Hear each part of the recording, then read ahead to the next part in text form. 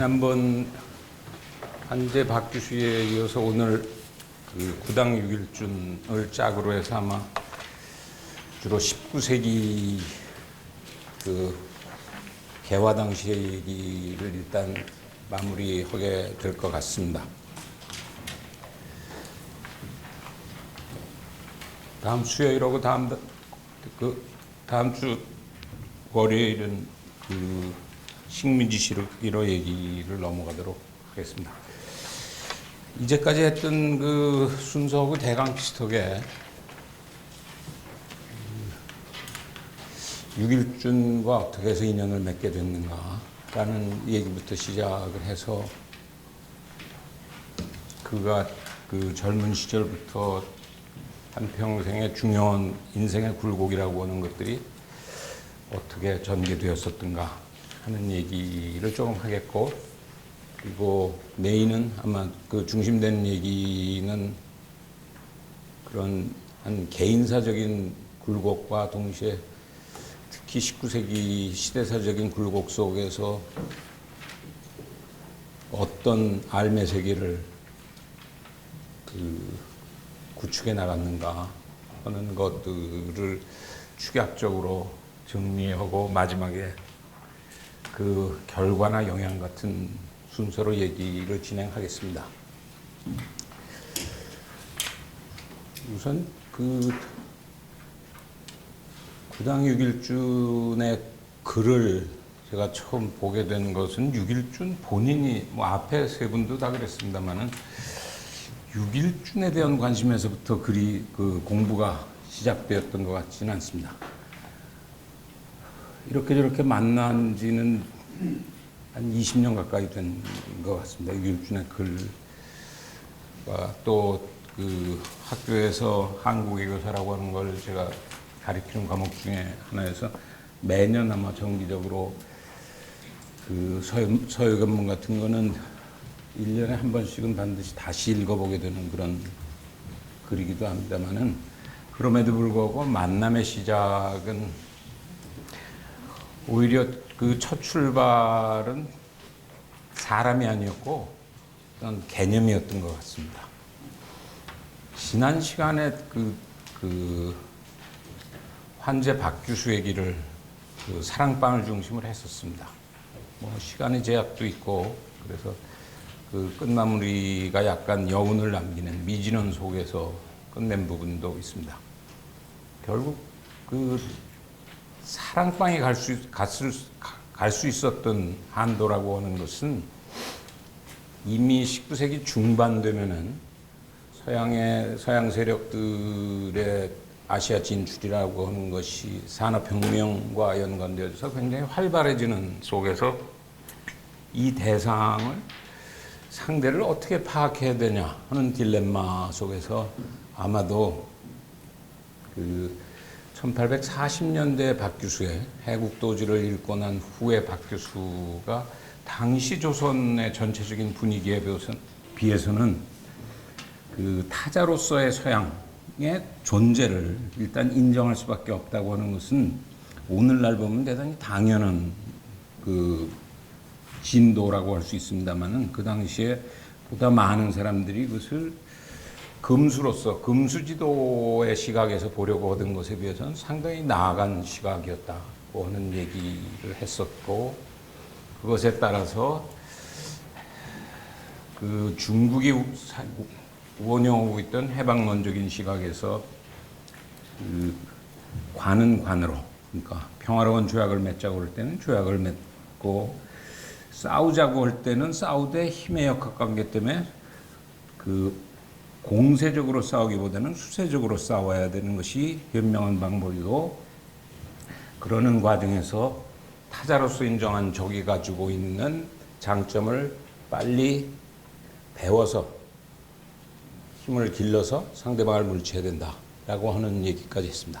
그러나 그 문제의 핵심은 타자로서의 존재로서 서양을 인정은 했지만은 소위 말하는 문명의 표준으로서 서양을 인정했느냐 안 했느냐 하는 것은 그 음력으로는 1876년 12월이고 양력으로는 1877년 1월에 박규수가 그 세상을 떠납니다마는 표준으로서의 서양까지 그 생각을 전개하고 있는 흔적을 찾기는 대단히 어렵습니다. 아마도 일단 새로운 문명의 표준으로서 서양을 그 잠정적으로 일단 받아들일 수밖에 없다고 하는 중요한 변화가 일어나는 것은 역설적으로 박규수의 죽음에 의해서 사랑방이 문을 닫게 되고 뭐 잠시 유대치나 이런 사람들이 그 대역을 하게 됩니다마는 어떤 의미에서는 사랑방을 해외에서 찾아야 되는 새로운 이 19세기의 그 젊은 세대들, 젊은 그대들이 아마도 처음으로 선생님이었던 박규수가 바라다보고 있던 서양보다는 조금 더 나아간 소위 말하는 영어 표현으로는 스탠다드 오브 시빌라이제이션이고 우리 번역으로 하자면 문명의 표준이라고 하는 것에 답답하고 억울하고 초조하지만은 잠정적으로는 서양이 지금 그 사고하고 행동하는 것의 기본 표준이라고 하는 것을 잠정적으로 받아들이는 수밖에 없지 않냐고 하는 굉장히 중요한 변화를 겪게 됩니다. 따라서 제가 궁금했던 것은 그러면 스탠다드 오브 시빌라이제이션이라고 하는 말이 사실은 굉장히 중요한 말이다. 박규수를 하면서도 제가 그 19세기를 19세기에서 시작하지 않았고 21세기에서 시작해서 어쩌면 21세기보다 더 충격적인 삶이 우리한테 다가왔던 시기는 언제였나를 그 뒤로 되돌아가면 타임머신을 타고 뒤로 되돌아가면 그것이 19세기와 만날 수밖에 없다. 19세기에 부딪혔던 그 변화라고 하는 것은 우리가 오늘 겪고 있는 것보다는 훨씬 더 충격적인 변화일 수밖에 없었다고 하는 얘기를 했었습니다. 바꿔 얘기하면은 그것이 스탠다드 오브 시빌라이제이션의 문명의 표준을 바꾼다고 하는 얘기가 되겠죠. 그래서 그 첫 만남은 이 시빌라이제이션과 문명이라고 하는 문명의 표준이라고 하는 것이 사실은 그 6.1준을 만나게 하는 중매였다. 그 이유는 당시 조선에 또는 한국에서 최초로 문명이라는 단어를 사용한 사람은 누구였는가? 또 가장 많은 빈도수로 문명이라는 단어를 쓰고 있는 사람은 누구였는가? 이런 관심을 가질 수밖에 없었고 그것의 대표주자로 데뷔했던 것이 6.1준이었습니다. 따라서 자연스럽게 그 경우에는 그 단어의 뜻을 6.1준도 6.1준이지만은 시빌라이제이션과 문명이라고 한 단어를 조금 더 깊이 있게 이해할 필요가 있다는 생각이 동시에 있었습니다. 비교적 이제 설명이 대중적으로 많이 돼서 제가 길게 여기서 부연 설명을 안 해도 될 수 있으리라고 생각합니다만은 civilization이라고 하는 영어라고 하는 것은 시빌라에서부터 라이즈가 됐고 그다음 명사형이 된 변화. 그럼 시빌이라고 하는 단어는 사실은 로마나 이런 당시에 도시라고 하는 도시국가 또는 성을 키비타스라고 하는 어원에서부터 출발했던 것이고 그것의 중요한 구분은 시빌 그 도시와 도시 밖의 야만과의 이분법적으로 나누는 삶의 기준이었습니다. 바깥은 잘 아시다시피 그 의성어로서 영어로도 그 이루어졌기 때문에 우리가 그 야만이라고 하는 단어가 시빌 쪽에 사는 사람들의 귀에는 바바바바 하는 말로 들렸기 때문에 바바리안이라는 단어가 나온 것으로 알려져 있습니다. 따라서 그 당시에도 삶의 표준이라고 하는 성 안에 사는 사람들이 그 당시에 삶의 표준이라는 의미로서 civilization이라고 하는 용어가 처음 그 영어적인 표현으로 등장을 한 것입니다. 거기 나의 civilization vs 쿨투르라고 하는 것은 하나 뒤로 넘어가서 좀 설명을 드리겠습니다만, 쿨투르는 독일어에서 사용하는 문화라고 하는 우리 표현으로 하자면 것이겠죠.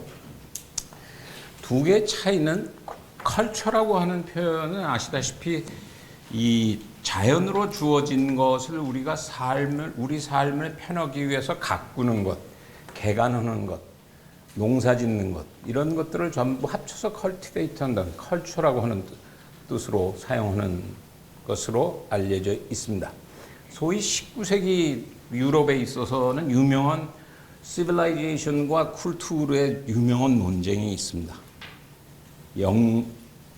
영국과 불란서는 자기 자신의 역사들을 이제 비로소 시빌라이제이션으로 세계, 작게는 유럽 또는 보다 넓게는 세계에 살아가고 있는 사람들이 표준으로서 받아들일 만한 것이 영국적인 삶이요 생각이고 불란서적인 삶이요 생각이라고 하는 의미에서 civilization이란 말이 18세기 중반부터 서서히 유행하기 시작해서 19세기에는 본격적으로 자리를 잡게 됩니다. 이런 것에 대해서 당시 아직 그 독일 통일이 늦어지고 있었던 그 독일 쪽에서는 상대적으로는 쿨투르를 강조하게 됩니다. 한 일정한 삶의 보편성으로서 문명을 얘기하는 것보다는 그 각자 자연의 손을 대서 자기가 편하게 만들어가는 방식이라고 하는 것이 다 다양한 모습으로 표출되어지는, 우리말로 문화가 되겠죠. 이런 표현을 보다 강조하게 되는, 독일 문화와 영국이나 프랑스의 문명이라고 하는 단어가 그 소위 담론투쟁이라고 하는 언어적인 그 싸움이 19세기에 본격적으로 벌어지게 됩니다. 사실 우린 번역을, 그것을 문명과 문화 이렇게 번역을 하고 있습니다만은, 아까 말씀드린 대로 6.1준을 내가 만났던 것은 조선에서 문명이라는 단어를 가장 그 초기에 사용한 사람이 누구냐, 가장 많이 사용한 사람이 누구냐 하는 것이 6.1준을 유심히 들여다보게 하는 중요한 원인이었다, 그런 말씀을 드렸습니다. 제가 늘 설명하거나 이해하는 경우는 이렇습니다. 문화라고 하는 문, 우리는 뭐 여러 가지 글자풀이를 합니다만은 당연히 갖고 올 때부터 쓰여지고 있는 그 상형 문자로서의 문입니다. 여러 가지 설이 있습니다만은 비교적 가장 그럴듯하게 또 우리가 이해하려고 하는 문화와 문명에서 이해하기 쉬운 그럴듯한 것은 중국 고대 그 제사 지내는 풍습을 보면, 뭐 우리도 그 사람이 이 세상을 떠나면 되게 염을 하게 되죠. 그리고 그 좋은 삼배옷이나 이런 것을 입혀서 그 관에 넣어서 무덤에 이제 묻게 되는데, 그 과정이 일단 그 가장 이쁜 모습으로 그 이별을 하도록 노력을 합니다. 그 죽음의 그 제례라고 하는, 죽음의 그 제사 지내는 방식은 대체로 어디나 그런 일정한 비슷한 과정이 있어서, 중국 고대의 경우에도 죽고 나면 그것에 대한 시체에 화장을 하게 되는 그 의례가, 절차를 거치게 되는데, 따라서 저 문자는 원래는 사람이 이렇게 서서 팔을 벌린 형태에서 그 몸 전체에 화장을 한다는 의미에서 문자가 온 것으로들 많이 설명을 합니다. 우린 뭐 흔히 뭐 그럴 문자, 무늬 문자 이런 얘기를 합니다만은 어원적으로는 그 설명이 조금 더 우리한테 와닿는 것인지 모릅니다. 왜 그러냐면 제가 아까 말씀드렸다시피 사람이 살아가는 과정에서 원래 우리한테 주어져 있는 그 자연으로서, 영어 표현으로 하면 nurture 하는 게 아니라 nature로서 주어진 것을 자기의 또는 우리 삶이 보다 행복하고 바람직하기 위해서 인간이 손을 대는 모든 것들, 생각이나 행동, 그런 것들 일단 문화라고 부른다 그러면, 그러면 문명이라고 하는 것은 뭐냐? 물론 문명이라고 하는 한자조는 꽤 오랜 세월을 동안 사용이 되어 왔습니다. 옛날 고대로 가면은 그 임금들의 그 어느 시기를 부를 때도 문명이라고 하는 글자들이 쓰였습니다만은 여기서는 우리가 이해하기 편하게 생각하자면은 명자를 앞으로 뽑는 것이 아마 이해하기는 편할 겁니다. 문화 중에 밝은 문화, 명문화 그런 표현들을 뭐 쓰고 있지는 않습니다만 저는 그렇게 이해를 합니다. 왜 그러냐면 그러면 문화라고 하는 것은 누구나 각자가 모든 인간들이 가지는 것이라면 그 중에 어떤 문화가 타자의 눈에도 그럴듯한 것, 따라가 보름직하게 느껴지는 것, 소위 밝게 느껴지는 것, 표준이 되는 것, 그런 의미에서 스탠다드라고 하는 영어도 똑같은 의미를 가지죠. 그는 원래 깃발을 강하게 꽂는다는 곳에서 나온 표현이기 때문에 스탠다드하게 명문화와 만약 암문화가 있다고 한다면 다양한 문화가 있는 중에 어느 특정 문화가 보다 보편성을 띠게 되는 특정 문화가 존재할 수 있다고 하는 거죠. 그런 의미에서 문명이라고 불리우는 것이고 문명의 경우에는 따라서 스탠다드가 문제가 된다 하는 얘기입니다. 이런 생각을 하고 초보적으로 단어 공부를 하다가 어떤 계제를 만나게 되냐면 육일준과 직접 연관되지는 않지만 시빌라이제이션이 어떻게 해서 문명으로 번역되기 시작하는가 동아시아에서 하는 것을 단순히 어원사적인 것이 아니라 그렇게 번역될 수밖에 없는 국제정치, 국내 정치 또는 사회사를 포함해서 그것을 리딩해야 되는 것이 아닌가 그런 생각이 들었었는데 그러면서 구미 쪽에서 하는 작업들을 들여다보니까 그런 생각, 동일한 생각들을 하고 있는 일본의 학자들이 있었습니다. 그것을 흔히 우리가 개념사라고 번역을 합니다. 저는 얼마 전에 돌아갔습니다만은 독일의 사학자로서는 마지막 대부의 역할을 했던 코젤레크라고 하는 사람이 Begriffsgeschicht라고 하는 말은 영어로 바꾸면 Conceptual History죠. The History of Concept고 개념의 역사인데 근데 제가 보기엔 저 제목은 좀 잘못 정한 것이 아닌가 그런 생각을 개인적으로 늘 하고 있습니다. 왜 그러냐면 코젤레크가 하는 얘기는 유명한 것은 저기 말은 독일의 근대 정치 및 사회 개념사 사전이라고 하는 유명한 사전을 상당히 긴 기간에 걸쳐서 20, 30년에 걸쳐서 독일이 오늘날 사용하고 있는 중요한 정치 사회 개념들을 지난 2, 300년 동안 어떻게 해서 그것이 독일에서 사용하는 오늘의 개념으로 자리 잡게 됐는가를 추적하는데 그 특색은 뭐냐 그러면 단순한 어원사를 찾으려고 하는 것이 아니라 그 설명을 조금 어려운 표현으로 그런 개념의 역사와 사회의 역사를 서로 섞어서 어떤 특정 사회에서 여러 가지 언어의 투쟁이 벌어지게 되는데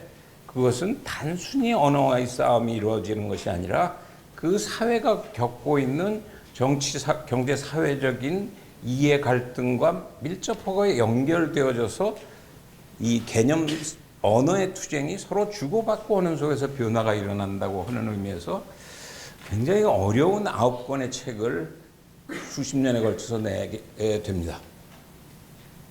그러나 그것은 굉장히 재미있는 작업이었고 그래서 혹시 관심이 있는 특히 젊은 세대들은 들어가 보라고 컨셉타라고 하는 것은 코젤레크만을 하지는 않습니다만은 오늘날 지구상의 개념사를 하는 그룹들의 모임입니다. 1년에 한 번씩 모이는데 뭐 저도 가능한 한 무슨 북핵 이런 회의는 제가 끌려가듯이 가지만은 개념사는 돈도 안 주는데 자비로 가봅니다. 가보면은 굉장히 순진한 되게 제 나이 연배나 할아버지들이 결사적으로 이 개념사 연구에 맥이 끊어지지 않으려고 젊은 세대들을 포섭 또는 뭐 동원해서 1년에 한 번씩 회의를 하게 됩니다. 저 컨셉타라고 하는 것도 들어가 보시면 그런 일환에서 대체로 아마 개념사 전 세계 학자라는 게 50명 규모 정도 되지 않나. 그런 것에 비해서 굉장히 열성적으로 모이죠. 금년도 9월은 모스코에서 열릴 예정에 있습니다. 따라서 이 코젤레크의 개념사라고 하는 것이 부분적으로는 도움이 되겠다. 내가 왜 시빌라이제이션이 그 전혀 서양에서는 생각하지 않았던 6.1준에 의해서 조선에서 1881년 6.1준이 사실 문명이란 말을 최초로 사용하는 것은 그 처음 일본을 그 조사사절단으로 조선 그 사람들이 일본처럼 전 세계를 도울 시간과 물적 기반과 겨를을 없었기 때문에 우선 일본이 그 이루어 놓은 모습을 보느라고 81년에 팀이 일단 나가게 되죠. 그때 이미 6.1준 경우는 그 가서 아까 말한 스탠다드 오브 시빌라이제이션으로 서양의 그 문명 표준을 전수한 일본 것을 일정하게 배우려고 작심을 하고 가게 되죠.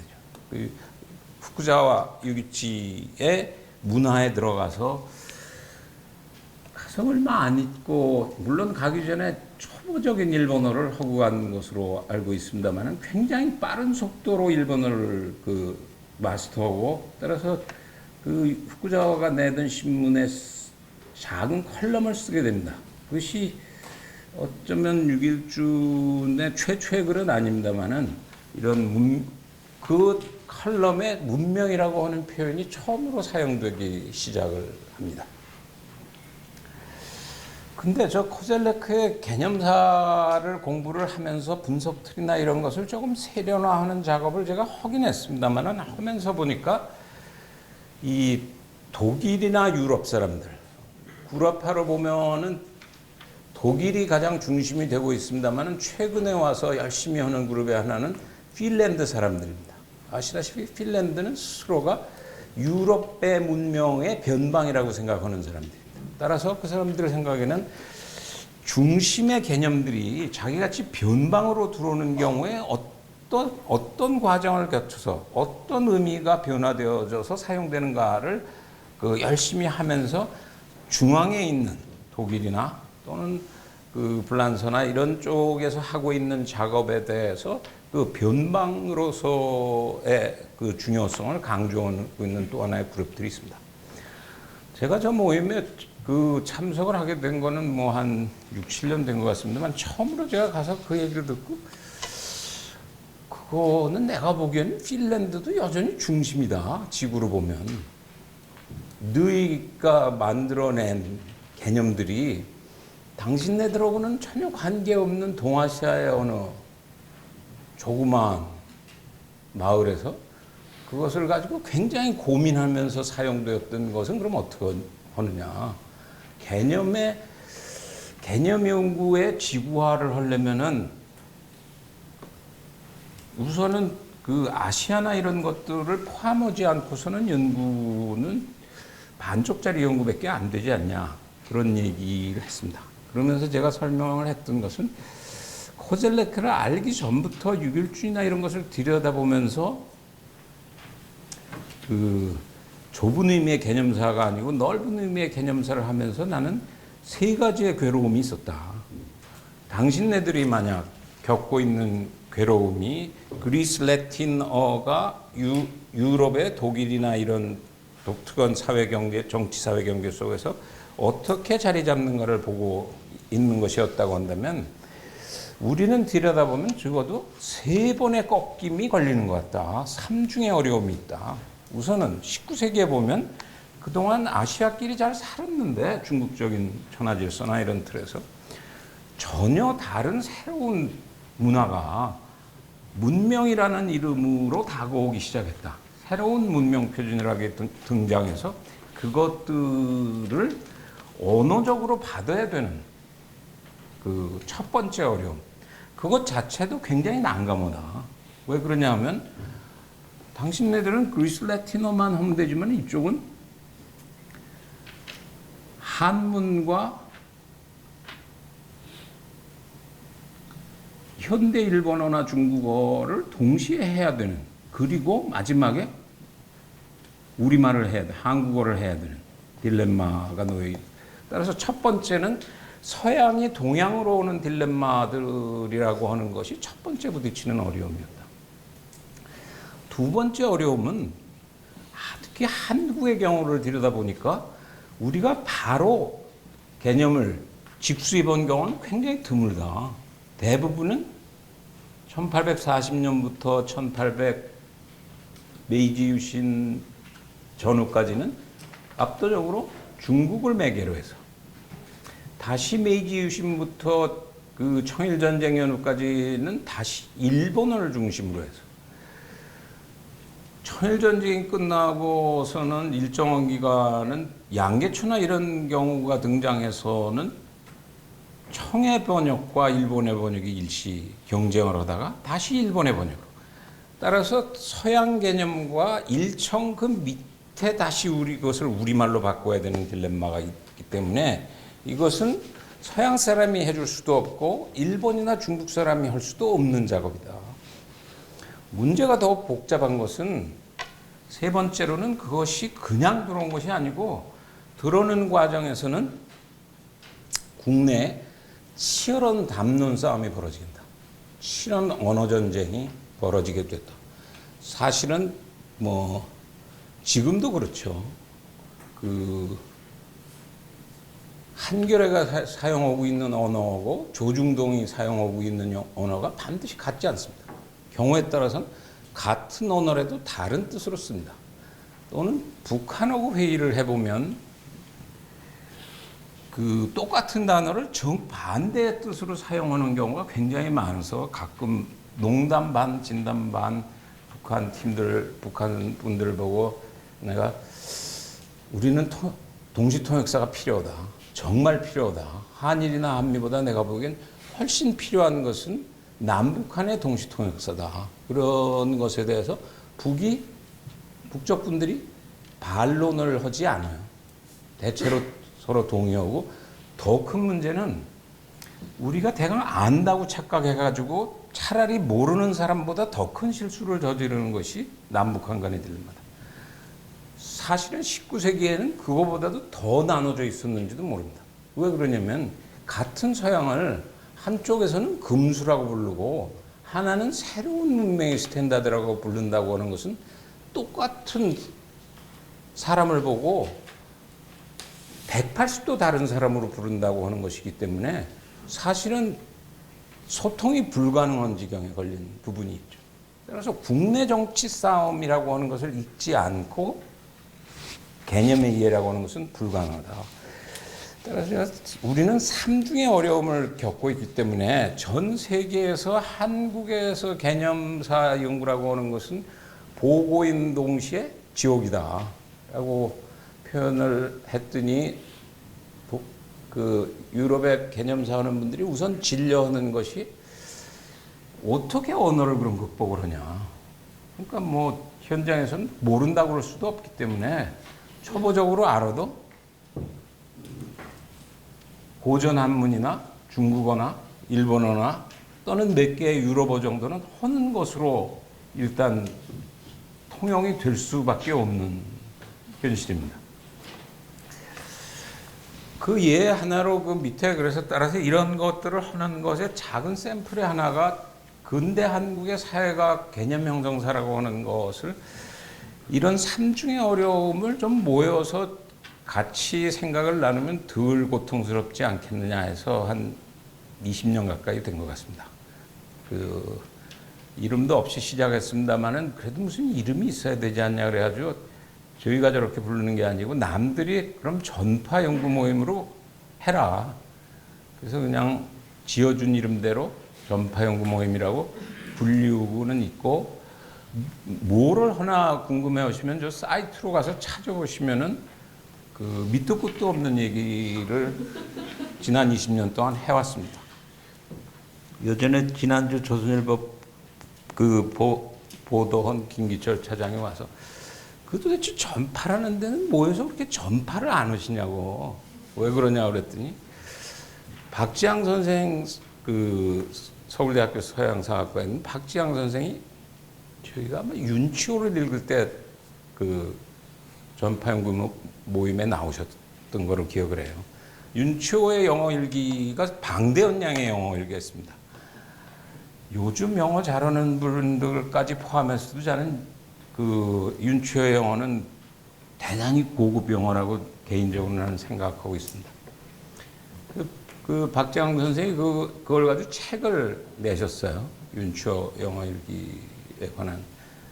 김 차장이 찾아갔더니 그거 사실 하교수 그 모이는 전파연구 모임이라는 데 가서 읽었는데 그래서 그 팀들이 당연히 책을 낼 줄 알고 기다렸는데 뭐 이제나 저제나 세월이 5년 가도 안 내, 10년 가도 안 내. 그래서 나라도 뭐 몇 마디 하는 게 낫겠다 그래서 책을 냈다고 왜 안 내시냐고 그래서 글쎄요 뭐 읽다가 보면 그 다음 책 있고 뭐 그 다음 책 있고 그러다면 못 내게 됐던 거 아닌가. 그래서 너무 논다고 그래서 그 완전히 노는 것은 아니라고 하는 것을 작은 표현으로 저 근대한국의 사회과학 개념 형성사가 이런 것들을 하고 있습니다. 그 자그마한 작업 중에 하는 것에 그 인사였다고 할 수 있습니다. 근데 이렇게 퍼져나가게 되니까 이제 어떤 사태가 발생을 하냐면 6.1준을 통해서 들어갔습니다만은 결국 시빌라이제이션의 그 문명으로의 번역, 통역 이런 것들을 들여다보면서 그 점점 공부가 모자란다는 느낌이 강하게 왔고 이제까지 주로 서양을 많이 들여다봤던 것에서 공간적으로는 결국 동양과 서양을 동시에 아우르지 않는 공부라고 하는 것이 어떤 의미를 가지는 것일까라고 하는 상당히 짙은 회의가 왔었고 시간의 축도 이제 그것은 과거, 현재, 미래라는 것을 함께 볼 수 있는 바꿔 얘기하자면 쉽게 말하면 동서고금이라고 하는 그 시줄 날줄 속에서 문제를 위치를 설정할 수 없으면 그 공부는 굉장히 뿌리가 없는 공부가 될 수밖에 없지 않냐 그런 생각이 그 많이 들었습니다. 지금까지 말씀드린 것은 이런 것을 기반으로 해서 사실은 6.1준을 읽게 됐기 때문에 통례적으로 하는 6.1준의 그 개인사적인 연구라든지 또는 19세기 개화사 중에 사실은 아까 말씀드린 대로 개화사 중에 가장 두드러진 것은 갑신정변에 가령 F4라고 하는 그룹들, 김옥균, 뭐 홍영식, 서광범, 뭐 박영효 이런 그룹들이 역사의 현장에서는 또 바쁘게 뛰어다니는 사람들입니다. 근데 역설적으로 문제는 대부분의 긴 글이 없습니다. 네 사람이다. 또 당연한 것은 김옥균 경우에 뭐 글 쓸 시간이 없었죠. 44 죽어가는 과정 속에서 그 33세 갑신정변하고 마지막 10년은 일본 가서 워낙 한량이니까 술 잘 먹고 잘 놀고 바둑 프로고 일본의 파륙의 모든 여성들이 좋아하고 그런 속에서 본인은 굉장히 또 강한 명분이 있습니다. 박영호란 분은 굉장히 꼬장꼬장해서 당신 이게 망명 와서 그렇게 품행을 그렇게 함부로 가지면 되겠냐. 뭐 도처에 오빠 하는 사람도 많으니까 뭐 김옥균의 자식이라고 하는 자식도 진짜인지 아닌지 모르지만 여러 군데 김옥균의 그 실제 자식이라고 나타나는 사람도 있고 이러니까 김옥균의 얘기도 일리가 있는 것이 내가 이러고 다니지 않으면 그러지 않아도 다시 권토중래하려는 여러 가지 시도를 하고 있습니다만은 계속해서 자객이 오는데 정말 죽일 거다. 그러니까 반은 팔남봉이 된 것 같이 폐인같이 지내는 것이 사실은 고도의 위장술일 수도 있다. 뭐 반은 본인 또 노는 것에도 취미가 있어서 그랬겠죠. 근데 반은 맞는 것 같은 것이 그 당시에 그 경찰 기록들이나 이런 것들을 보면 상당히 자세하게 추적을 하고 있습니다. 이 사람이 뭘 하고 있는지. 유배도 뭐 여러 번 갔습니다만은 그 돌아다닐 때 뭐 그럴 수밖에 없는 것이 심심하면 또 고종은 고종대로 자객을 보내고 그러니까 일본 경찰은 경찰대로 죽을 맛이죠. 그 정황보고를 하라고 그러니까 그런 면에서는 반반이 맞는 얘기인지 모르겠습니다. 따라서 육일준의 경우는 김옥균처럼 그렇게 혁명화의 성격을 띈 것은 아니었기 때문에 무엇이라고 한마디로 불러야 될지는 쉽지 않습니다. 개혁 관료라고 불러야 될지. 왜 그런 느낌을 받냐 하면 그 사랑방, 박규수의 사랑방에서도 많은 기록이 남아 있지는 않지만 조각조각 이렇게 맞춰보면은 그 4인방들이 육일준과 아주 가까이 논 것 같지는 않아요. 그렇다고 나이 차이가 그렇게 많이 나는 것은 아니죠. 왜 그러냐면 육일준, 김옥균보다 불과 5살 정도 차이였고 박영현은 김옥균보다 10살 아래였으니까 최 15살도 되기 전에 박영현은 그 형하고 같이 사랑방을 다녔고 따라서 그런 의미에서는 육일준이 조금은 더 말이 없고 나쁜 표현으로는 갑오개혁 때 본격적인 활동을 하는데 부정적인 쪽에서는 육일준 선생을 알 수가 없기 때문에 굉장히 음흉한 사람 아니냐 그런 표현을 쓰고 있는 쪽도 있고 또 윤치호라고 하는 사람의 일기를 보면은 윤치호의 별명이 윤똘똘이었습니다. 그리고 그냥 글들을 쭉 보면 19세기 IQ 자체가 누가 제일 높았냐 그렇게 물어보면 IQ는 아마 윤치호가 제일 높지 않았나 그런 생각이 들어요.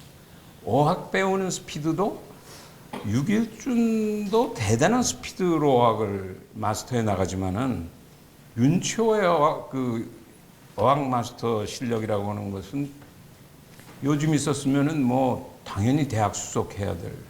왜 그러냐면 한국 최초의 영어 토역으로 따라올 때 본인 말을 다 믿는다 그러면 알파베트 정도 알고 그것이 한국 최초의 통역이었습니다. 그렇죠? 영어를 배워가면서 동시에 그 동시 통역사의 역할을 하게 되는 그 과정을 겪게 되는데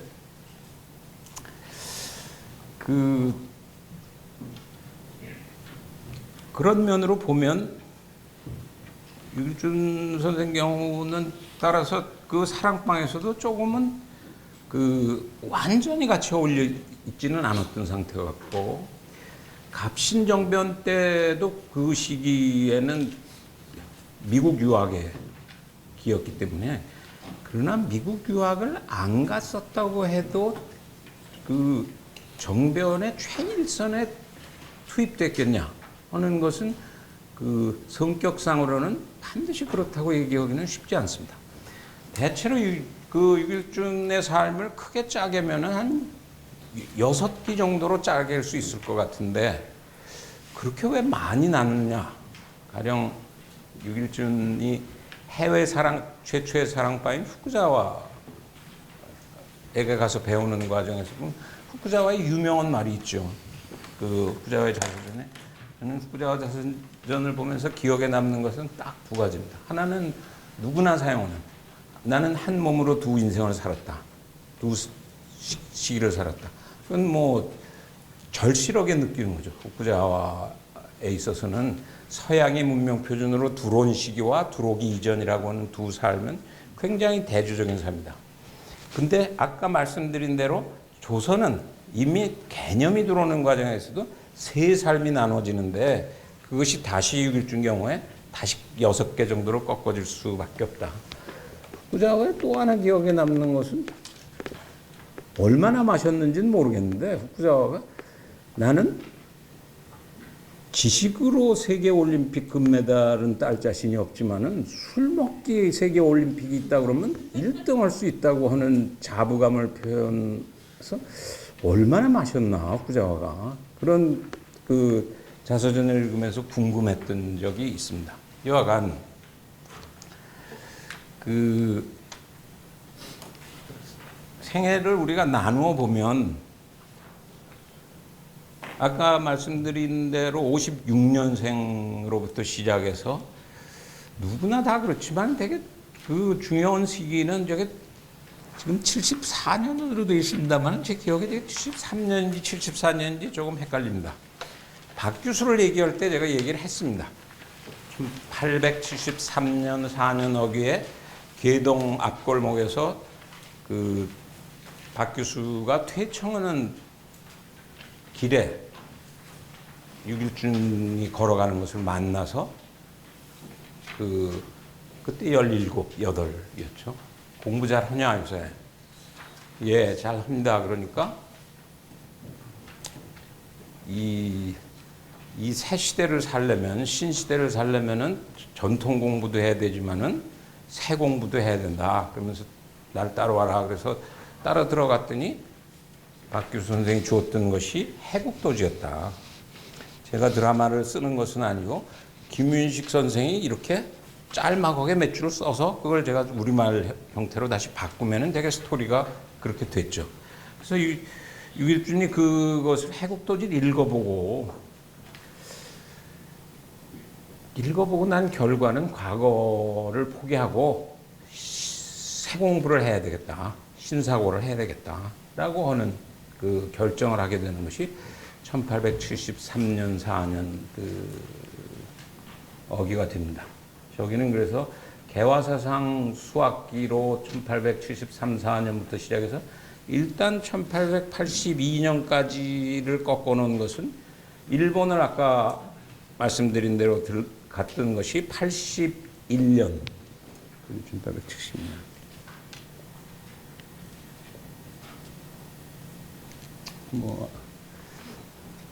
일본을 가서 후쿠자와 밑에서 약 1년 반의 그 기간을 거치게 됩니다. 주로 알을 중심으로 얘기하는 것이 훨씬 도움이 되실 것 같아서 삶 중에는 중요한 몇 가지만 그 지적을 하고 넘어가겠습니다. 유길준이 일본을 가서 본 것은 무엇이었을까라고 하는 것입니다.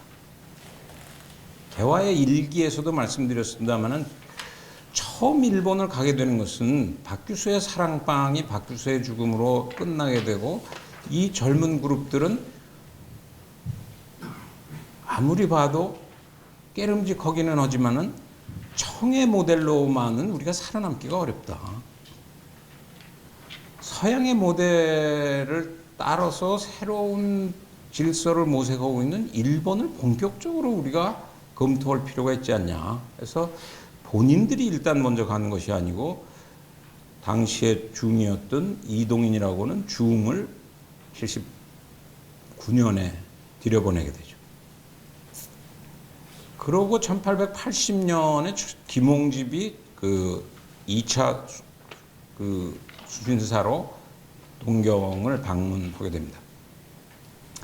이런 과정을 통해서 결국은 80년부터 개화팀들이 사실상 김옥균도 3번에 걸쳐서 갑신정변이 날 때까지 일본을 들르게 되고 박영효 또는 민영이 다양한 사람들이 일본을 들르게 되는데 모든 그 개화팀들의 이구동성은 상당히 충격을 받았던 것입니다. 이미 한 불과 5년 정도의 변화인데 메이지 유신으로부터 또는 폐번 치현된 1871년으로 보면 불과 10년 사이에 일본의 변화를 대단히 충격적으로 받아들일 수밖에 없고 또 그 정도 그런 변화에 대한 보고들을 받으면서 일단은 잠정적으로 이것이 단순한 해방론이나 지난 시간에 설명드린 해방론이나 또는 만국공법의 원형의 수준으로 따라잡기는 간단치 않다. 보다 본격적인 의미에서 공부와 또는 저쪽의 표준이라고 하는 것을 일단은 받아들여야 되지 않는가 하는 분위기들이 생겨나게 됩니다. 그 과정에서 6.1주는 대체로 그러한 지향성의 맨 앞에 서 있는 인생을 걷게 됩니다. 일본 유학이 사실상 당시에 첫 번째 유학생이라고 그러면 물론 혼자만은 아니었지만은 두 번째 미국 유학도 뭐 가서 우연히 남은 것이 아니라 후쿠자와가 이미 동경에서 본격적으로 미국을 한번 가보라고 6.1주한테 상당히 권유를 합니다. 따라서 1882년 5월이 한미 수호조약이 맺어지게 되고 우리는 미국은 공식적으로 체류하는 공사가 오게 되고 아까 말씀드린 윤치호가 어린 미소년이 동시 통역을 하게 됩니다만은 우리는 당장은 상주 공관을 설치하지는 못하고 일종의 보빙사가 1883년에 떠나게 됩니다. 그때 6.1준이 따라가게 되는 기회를 얻게 됩니다. 이때 이미 따라가서 일정하게는 일본에서 했던 것처럼 미국에서 공부를 할 생각이 있는 속에서 보빙사의 길을 따라가게 됩니다. 보빙사 스토리는 여러 가지의 다양한 스토리들이 있습니다. 오늘날 인터넷으로 들어가셔서 여러분이 쳐보시면 이미지로 쳐보시면 보빙사 사진이 유명한 사진이 남아 있습니다. 제가 개념사 회의 때 그걸 가져가서 문명이라는 개념이 어떻게 번역되더라는가를 하려고 설명을 했더니 한자어 이런 것은 관심이 없으면서 보빙사 사진을 파워포인트의 맨 겉장에다가 보였더니 그것 자체를 서양 분들이 굉장히 흥미로워하는 사진이었습니다. 왜 그러냐면 사실은 거기는 정식 사절보다는 통역이 더 많습니다. 따라간 사람들이. 4중, 5중 통역을 하고 있었고 그리고 보디가드 이렇게 따라가다 보니까 옷도 중국어, 한국어, 일본어, 서양어시 뒤범벅돼 있고 두발 상태도 대단히 불량한. 그러면 조선의 두발은 어느 것이 표준인가? 옷은 또 어느 것이 표준인가? 언어는 왜 이렇게 복잡한가? 라고 하는 상당한 혼란을 어쩌면 1884년의 우리의 모습을 아마 굉장히 정확하게 보여주는 모습이었을지 모릅니다. 그 과정에서 6.1준이 그 당시에 따라갔던 것은 영어는 이제 가서 했어야 되고 일본어를 통역으로서 따라갔었던 것이죠. 그래서 예상대로 가서 바로 안 돌아오고 저기 나오고 있는 덤마 아카데미, 가버너 덤마 아카데미에서 1년여의 미국 생활을 하게 됩니다. 그래서 실제 돌아오는 것은 85년 전후 되죠. 돌아와서는 아시다시피 갑신정변 이후 한 10년 동안 당시 조선이라고 하는 것은 개화 세력에 의한 개혁이라고 하는 것이 실패했다고 하는 것은 단순한 실패를 하는 것이 아니라 그것을 주도했던 그룹들이 망명을 하거나 죽음을 맞이해야 되는 상황이었고 그러면 6.1주는 어떻게 안 죽었는가? 들어오면서 동경에 들러서 김옥균도 만나고 들어오는데 사실은 죽었어야 되는데 6.1주를 살렸던 것은 영어입니다. 그러니까 이 19세기 이래 조선의 역사를 보면 영어를 잘해서 살아남거나 상당한 삶의 인생의 의미를 찾았던 상당히 많은 분들이 있습니다. 6.1준도 사실은 영어가 굉장히 중요한 역할을 하게 되죠. 왜 그러냐면 84년 5년부터 4, 5년 동안에 외국으로부터의 문서나 이런 것을 특히 영어로 된 문서를 받는 경우에 그것을 정확히 읽고 또 그것을 서양적인 논리에서 어느 정도 앞뒤가 맞게 답변할 수 있는 사람들이 별로 없었다고 하는. 그래서 여기도 보면은 가택연금 상태에서 5, 6년의 생활을 보내게 됩니다. 가택연금에서 풀려나는 것은 90년대 초반, 그리고 2, 3년 재야. 활동을 하고 있다가 갑오 개혁을 통해서 사실상 브레인의 역할로 발탁이 되는 그 삶을 겪게 됩니다. 근데 이 시기에 우리가 주목해야 될 것은 87년부터 89년에 육일준이 가택연금 상태가 된 속에서 썼던 서유견문이라고 하는 책자입니다.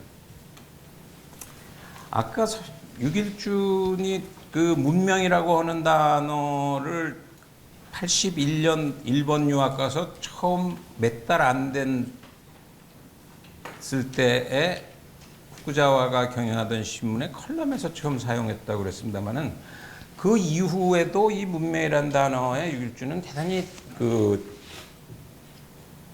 예민한 관심을 가지고 있습니다.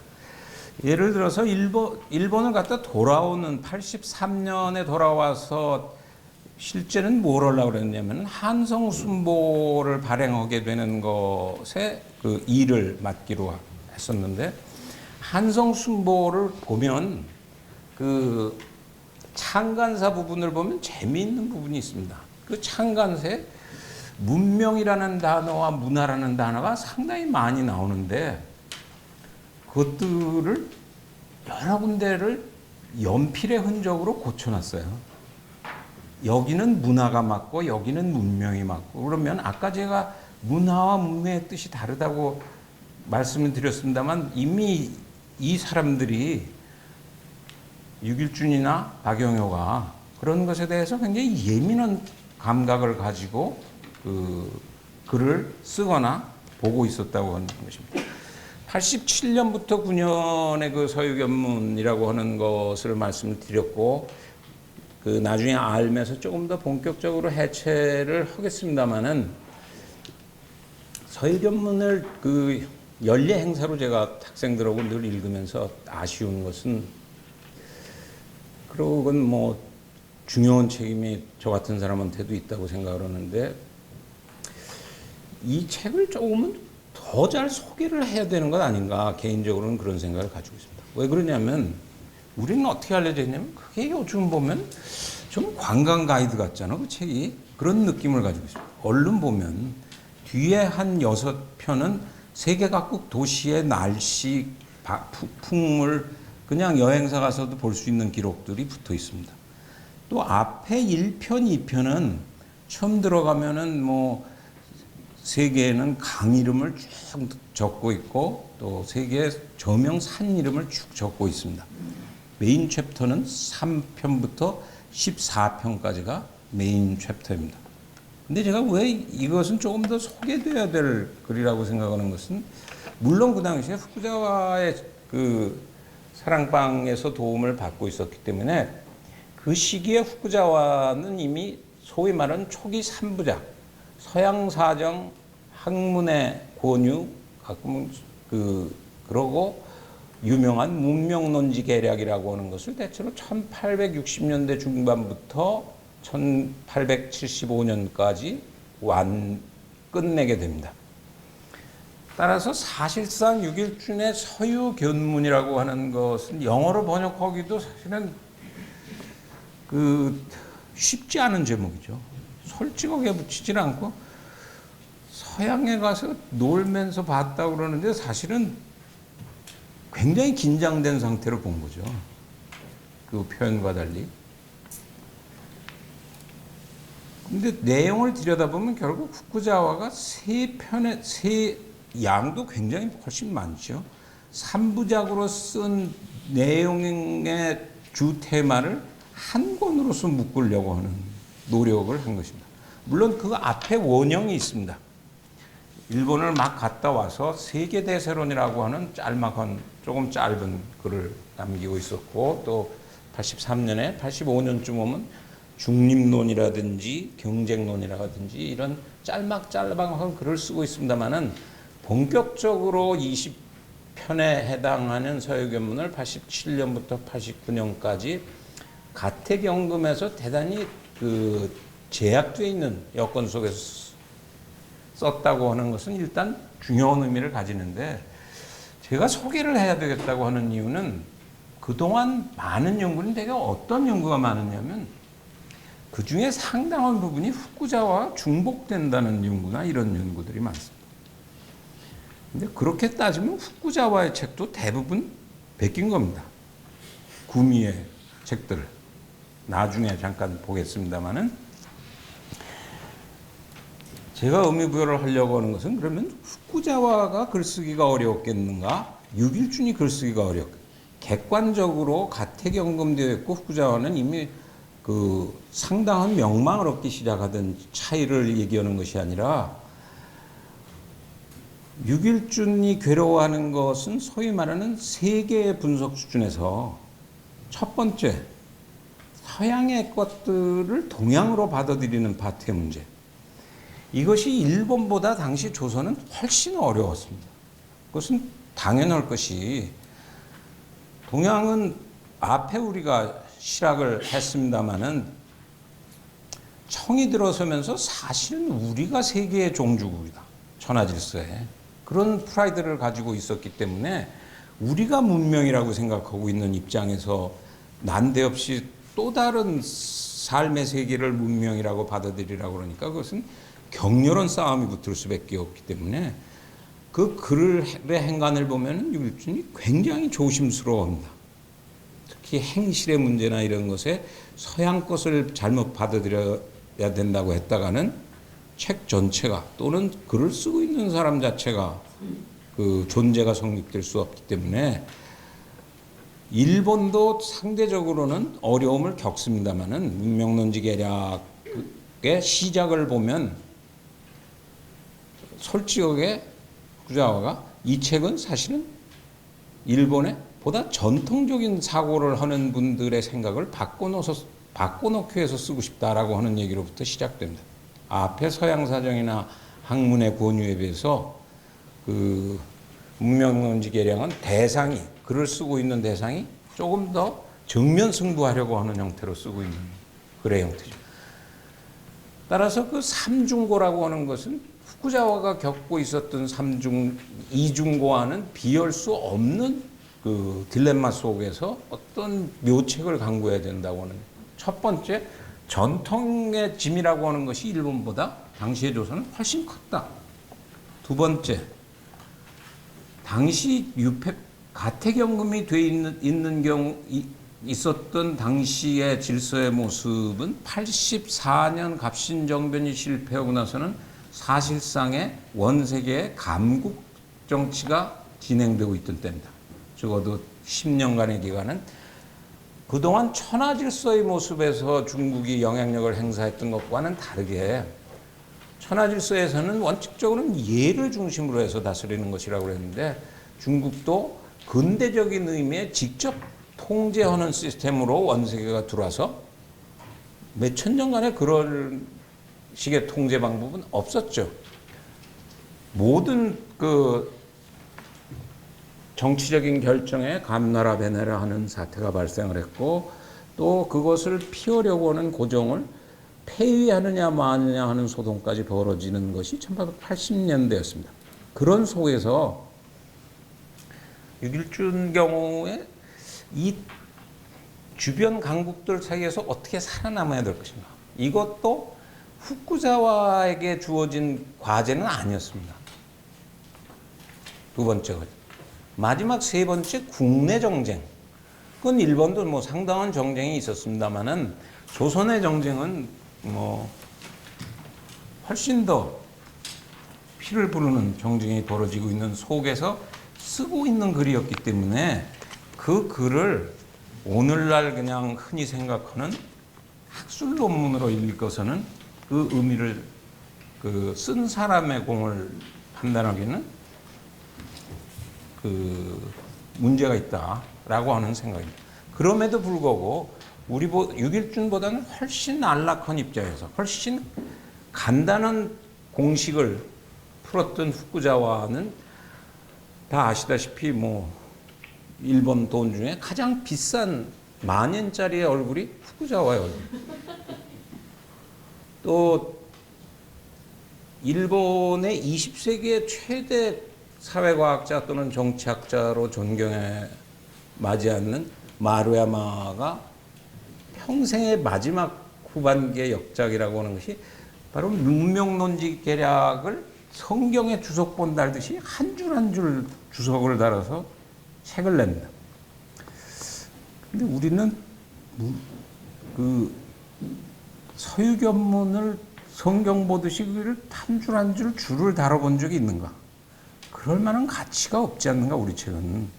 라고 하는 것 자체가 그 고민의 심도를 비교를 해야 되지 않을까? 그 시대에 1880년대 또는 후쿠자와가 문명론지를 계략을 쓰고 있었던 1870년대 후쿠자와의 고민과 1880년대의 그 육일준의 고민을 비교한다면 제 생각에는 고민의 심도는 육일준이 훨씬 어려웠고 받았던 시험지도 몇 배 어려운, 후쿠자와한테 나왔던 것은 고등학교 입시용 문제였다 그러면 육일준이 풀어야 됐던 것은 대학 입시 시험 문제였다.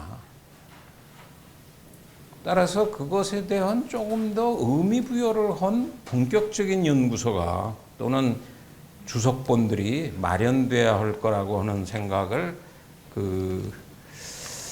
하고 있고, 뭐 시간이 주어지는 한도 내에서는 한번 해봐야 될 지금 작업이라고 생각하고 있는 중입니다. 그 뒤에 한두 가지 더 붙일 것은 1894년이 되면은 가택연금에서 풀린 사람이 그 제야에서 움직이고 있다가 드디어 그 중심 인물로 데뷔를 해서 짧은 그 정치 현실에서의 중요한 역할을 담당합니다. 우리는 다 아시다시피 명성황후의 그 일본 사람들의 시해 이런 것을 통해서 결국은 그 막을 내리게 되고 비교적 긴 기간에 아마 해외 생활의 앞에 일본 1년 반, 미국 1년 반에 비해서 거의 12년이라는 기간을 일본에서 보내게 됩니다.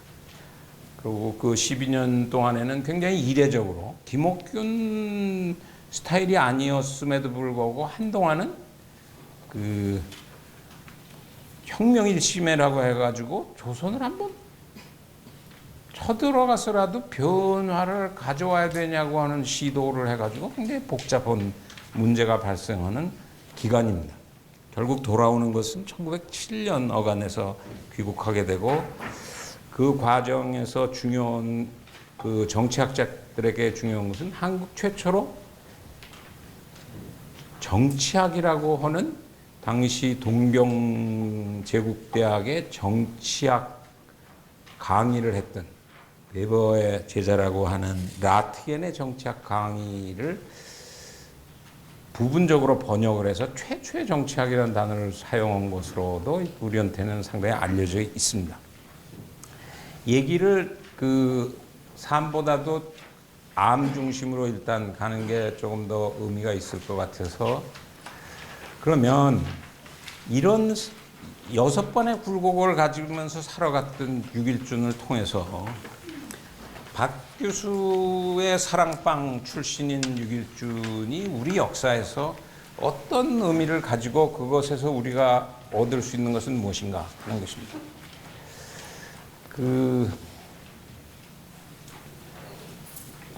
실학 때만 해도 아마 들으시는 입장에서는 그 당시에 정말 연암이 그렇게 잘 읽었다고 그러지만은 뭐 실제 인터넷에서도 그런 그 댓글들을 단 그 분들이 많이 있던데, 연암이 읽은 청이 오늘의 후진타오의 중국하고 무슨 관계가 있단 말이냐. 그것은 아마 하나는 알고 둘은 모르는 그 생각이라고 생각합니다. 오늘의 중국은, 오늘의 일본, 오늘의 우리는 양파같이 겹겹이 되어진 속에서 어쩌면 그 안에는 그 청의 모습으로 19세기적인 층이, 그 다음은 20세기 상반기의 층이, 다시 21세기의 층이 쌓여져서 복합적으로 얽혀서 오늘의 모습을 그 복합 정체성으로 그 자기 생각을 또는 자기 행동을 실천에 옮기고 있는 것이기 때문에 그것을 너무 단순하게 해석하는 것을 통해서 사실은 우리가 일본을, 중국을 또는 우리 스스로를 잘못 읽고 있는 것인지 모릅니다. 제가 결국 8번의 강좌를 통한 마지막 그 화두는 복합인데, 컴플렉스인데, 왜 이 바쁜 세월에 250년씩 뒤로 가서 이 얘기를 연암의 그 우울증부터 시작해서 21세기까지 가냐. 그냥 첫 시간부터 아예 까놓고 8째 마당의 얘기를 8번 하면 안 되냐. 사실은 8째 마당의 얘기를 8번 해야 될 이유도 있죠. 그것은 복합의 모델이기 때문에 그 스테이지가 얽혀짐의 방식이라고 해서 그 스테이지를 하나하나씩 우리가 풀어나간다 그러면 그거 자체가 8마당일 수 있습니다. 그러나 그렇게 그건 공간적으로 그런 것이고 시간적으로도 우리가 복합을 살고 있는 것이기 때문에 이것이 서로 연계된 모습의 앞에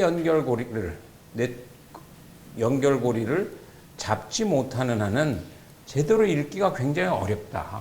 시와 공의 얽혀짐의 모습이라고 하는 것을 헤쳐나가려고 한다면 어쩌면 불가피한 작업이다 하는 얘기고, 특히 실학이나 18세기까지만 해도 그것은 아직 서양의 근대가 들어오지 안 들어온 것은 아니지만은 제한적으로 들어온, 뭐 다산이 천주교를 어떻게 받아들였냐 뭐 이런 얘기를 했습니다만은 19세기는 비로소 오늘날 지금 우리가 겪고 있는, 오늘날 우리가 정말 생긴 것은 흔히 동양인이라고 그러지만은 생각이나 행동을 동양인인지 서양인인지 잘 알 수 없는 것이 오늘의 그런 복합적인 나라고 한다고 그러면 19세기부터는 이제는 별로 그렇게 크게 역사적인 상상력을 동원하지 않으셔도 이것은 오늘의 우리로구나. 그 당시에 어떻게 해서 나는 만들어졌던가. 오늘의 아시아는 어떤 모습으로 형성되어졌던 것인가 라고 하는 것을 본격적으로 알 수밖에 없다. 따라서 6일주는 지금부터 제가 말씀드리는 알의 3대 요소를 간략하게 설명을 하겠습니다만은 초기 작품부터 말기 작품들을 그냥 뭉뚱그려서 그 메시지로, 그것은 결코 남의 얘기가 아니고 130, 40년 전 얘기인데 요즘 얘기인 것 같으네 라고 하는 느낌을 어느 정도는 실감나게 들으실 수 있으리라고 생각합니다. 알을 대체로 3가지로 요약을 하겠습니다. 그것은 앞에 말한 서양과의 만남의 역사 속에서 그것이 언어적으로 또는 제도적으로 다 3중의 어려움을 겪었다고 말씀을 드렸던 것이고, 첫 번째는 6일준이 고민했던 문명 개화론이라고 하는 것은 무엇인가? 소위 스탠다드 오브 시빌라이제이션의 문제입니다. 선생이었던 박주수가 괴로워했던 것에 담을 넘어서 서양을 본격적으로 받아들일 수밖에 없는 딜레마 속에서 그렇다고 일방적으로 내놓았던 것인가? 우리는 이제 서양인이 되어야 되겠다. 가령 우리보다 조금 먼저 계속 가고 있었던 일본의 가령 명육사 팀들이나 이런 팀들이 당시에 아예 영어로만 안 되냐. 흡사 요즘 우리가 각 대학이 서로 영어 강의가 많아지는 것에 프라이드를 느끼는 것에 훨씬 더 선구로서 완전히 다 모국어를 영어로 바꾸자 하는 얘기가 일본에서 진지하게 토론되고 있었던 세월이었습니다. 그 당시에 6일주는 그럼 어떻게 표준을 우리가 만들어야 되는 것인가 하는 자기 나름의 고민이 있었고, 그것은 단순히 후자화해서 그것을 베낄 수는 없는 딜레마가 있었다는 것이죠. 두 번째 문제는 문명의 표준만 우리한테 고민인 것이 아니라 21세기의 오늘 우리가 고민하고 있는 것이지만은 우리 주변의 대국이라고 하는 미국과 중국, 지금 현재 똑같이 그 당시에 청과 일본을 비롯한 서양 제국들을 어떻게 다뤄야 되는 것인가? 다 우리를 휘하에 두려고 하는데 역으로 우리가 그들과의 관계를 활용해서 무엇인가 나은 모습으로 가려고 하면은 상대적으로 꼬마가 이 큰 주변의 거인들을 어떻게 관리해야 될 것인가 하는 것이 두 번째 그 육일준의 괴로움의 그 내용이었습니다. 마지막으로는 이렇게 복잡한 속에서 국내 정치는 그렇게 일사불란하지 못하고 당시에 고종을 중심으로 하는 그 노력과 그 밖에 정치사회 세력들의 갈등이라고 하는 문제는 오늘날의 여야나 제야보다도 훨씬 심각하게 싸우고 있는데 이것은 그럼 어떻게 해야 될 것인가? 어떤 체제를 받아들여야 될 것인가? 육일준의 머리는 굉장히 복잡했던 것이 이미 일본이나 더구나 미국의 대통령 제도 같은 것까지를 보고 났기 때문에 조선에도 그러면 대통령을 뽑는 것이 나은 것인가? 아니면 전통적인 왕조 체제를 계속 해야 될 것인가? 어떤 국내 질서, 정치 질서를 마련해야 될 것인가? 그것의 잠정적인 해답으로 군민 공치 정도를 가면 어떨까? 따라서 문명 개화, 중국과 서양 세력을 동시에 다루는 것을 그 당시의 표현으로는 양절 체제라고 부릅니다. 요즘 표현으로 하면은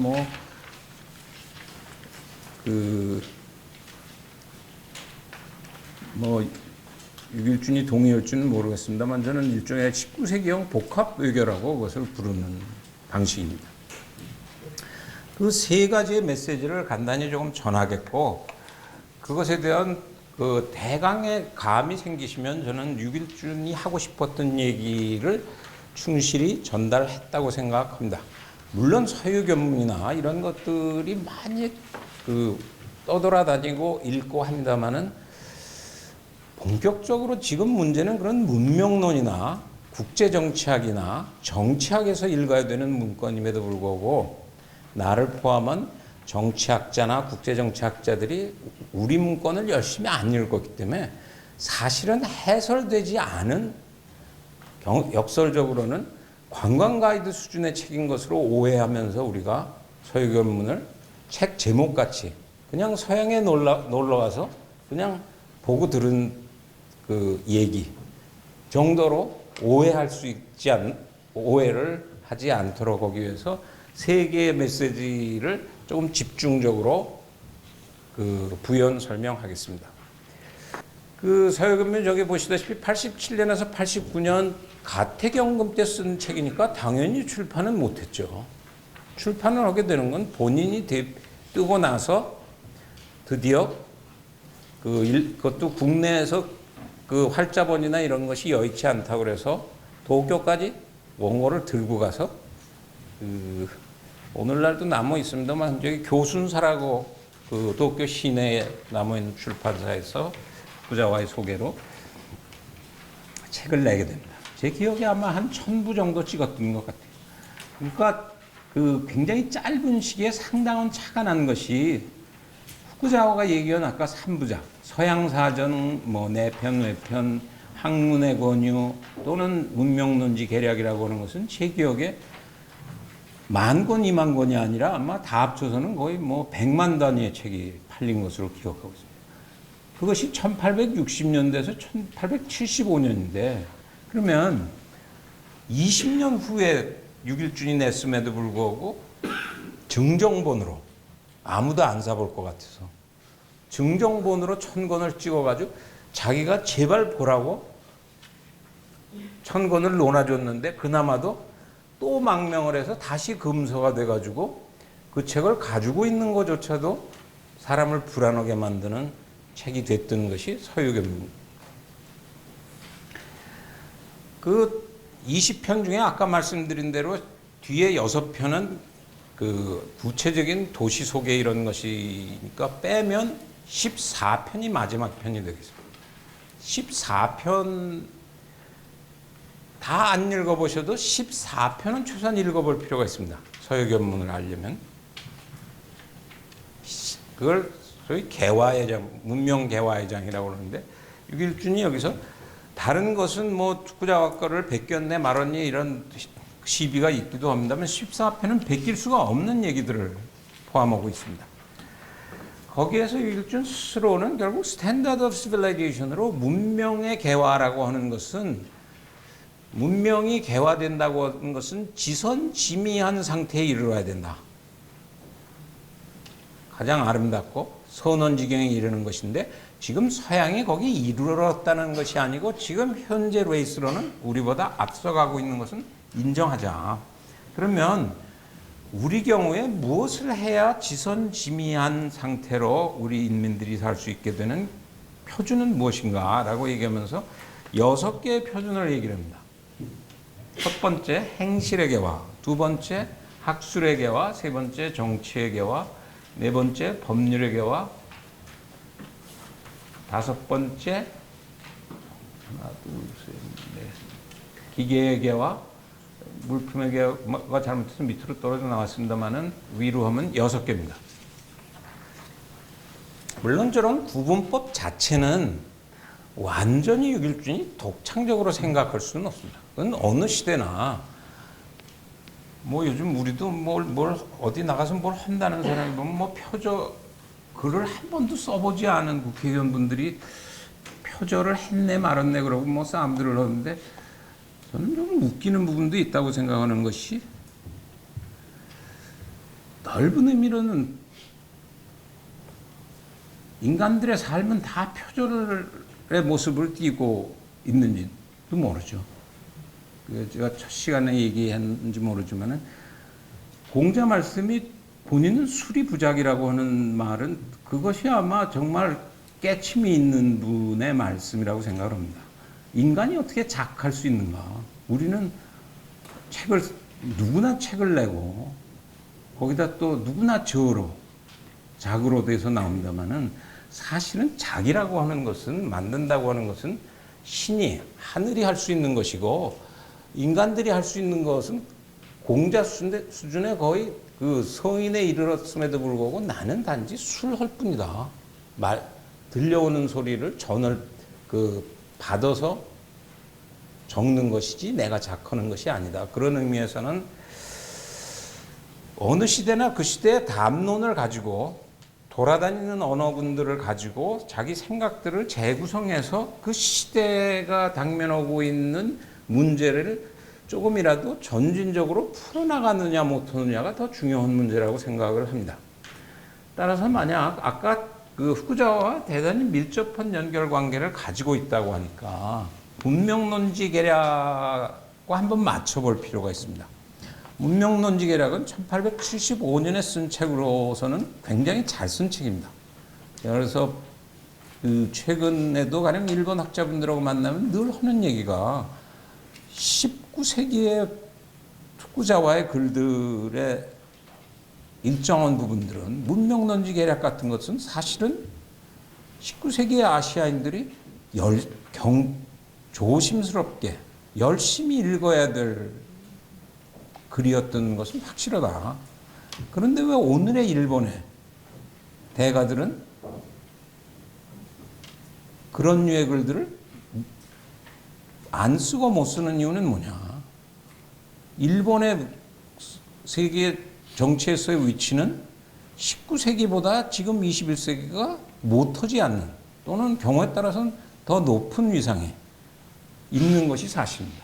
왜 그러냐 하면 19세기의 일본이라고 하는 것은 청일전쟁에서 승리하면서 조금 서양 사람들이 놀랬고 러일 전쟁에서 간신히 승리하니까 약간 긴장했지만은 그 당시에 일본의 경제가 세계 경제에서 차지하고 있었던 위치는 오늘의 일본이 세계 경제에서 차지하고 있는 위치보다는 훨씬 낮은 수준의 위치였죠. 그럼에도 불구하고 아시아의 담론을 후쿠자와가 일정한 의미에서는 리드하고 있었다고 하는 것은 굉장히 주목할 부분이고 그것이 아마 20세기 초반에 일본이 더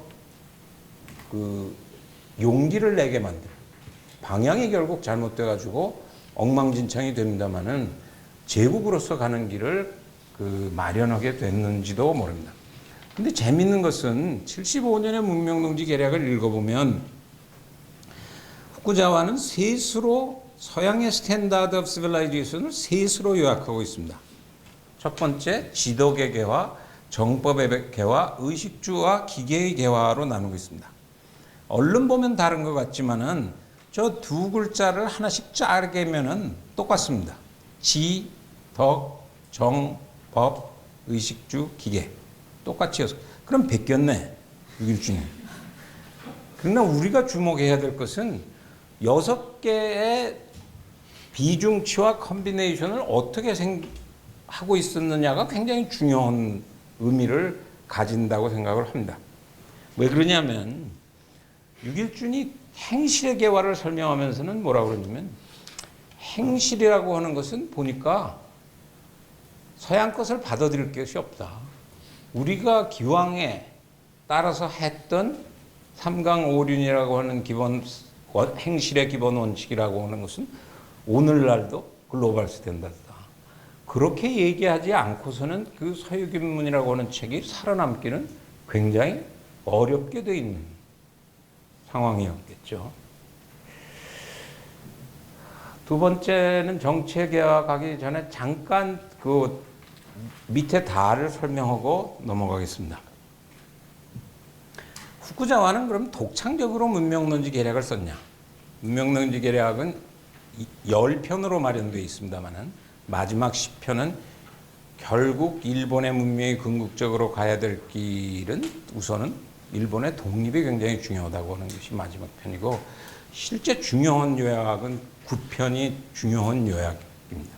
서양을 보고 후쿠자와가 60년대에 3번 양행을 하는데 특히 유럽을 가서 굉장히 충격을 받은 것의 대표적인 저서가 2개가 있습니다.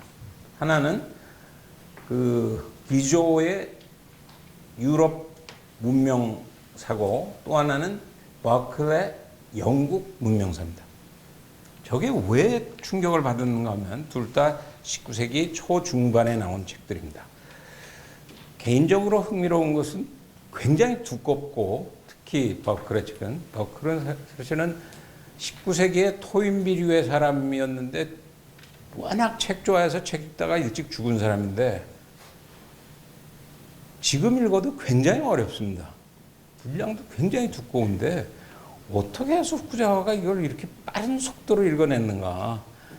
자서전을 찾아보면은 그 식음을 거의 전폐하고 리딩을 하면서 문명론지 계략을 쓰면서 저 책을 보면서 읽어가는 과정을 쓰고 있습니다. 따라서 그것이 제가 그 후배나 제자들 보고도 그럽니다만 공부라는 것이 따로 공부를 해야 되겠다고 해서 하는 공부는 사실은 공부가 아니다. 후쿠자와가 문명론지 계략을 쓰려고 우리가 저걸 따라잡으려면은 어떻게 해야 되는 초조함 속에서 그것은 책을 읽은 것이 아니라 일본의 사화를 버클이나 기조를 통해서 읽고 있었던 것이죠. 저 얘기는 두 책에 다 civilization이란 말이 우연히 중복되고 있습니다. 19세기 전까지만 해도 유럽사는 원칙적으로는 근대로 들어서면 역사를 일국사로 쓰는 것이죠. 영국사, 불란사. 근데 이 사람들이 영국사나 불란사를 이제 우리 역사는 일국사가 아니라 남들이 부러워할 만한 보편적인 역사다. 그런 의미에서 시빌라이제이션을 썼고 그것에 굉장한 충격을 받았고 그러면 일본이 시빌라이제이션이 되려면 무엇을 해야 될 것인가 라고 하는 것에 대한 그 마지막 이론적인 결정판이 문명론지 계략이었습니다.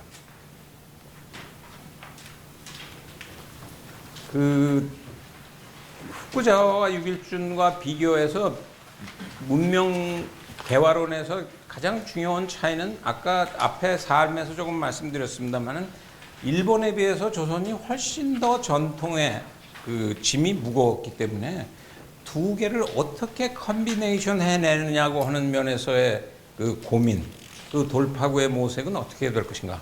아까 말씀드린 6개를 후쿠자와는 또 3개를 컨비네이션 하는 방식에 굉장히 조심스러움을 그 6일준의 특허표로 우선 우리는 하나 상정을 해야 될 부분이 있다는 겁니다. 6개 중에 3번째 나오는 정치의 개화라고 하는 부분에 있어서는 2개가 걸릴 수가 있는데 하나는 국제정치적인 차원에서의 양절체제론. 뭐 일부러 그 유명한 센텐스를 다시 여기다가 제안했습니다만은 보시다시피 굉장히 골치 아픈 것 같은 느낌을, 머리가 아프기 시작해지는, 안 읽으시고 쉽게 해석하면 이 문장 자체도 19세기를 공부하는 분들은 상당히 골치 아파하고 해석을 그 나름대로 다르게 합니다. 저는 가능한 한 쉽게 읽는 것이 좋다. 쉽게 읽으려고 하면, 쉽게 읽으면 어떤 얘기를 하고 싶어 하는 것이냐 하면, 당시에 청으로부터의 강한 영향권 하에 있는 상황에서 청으로부터 떠난다는 얘기를 할 수는 없다. 따라서 유길주는 무슨 얘기를 하냐면, 전통적인 의미의 증공국과 수공국, 그러니까 조공을 주고받는 차원의 중국과 조선의 관계를 회복한다고 하는 것에 대해서는 이론에 반대하지 않는다.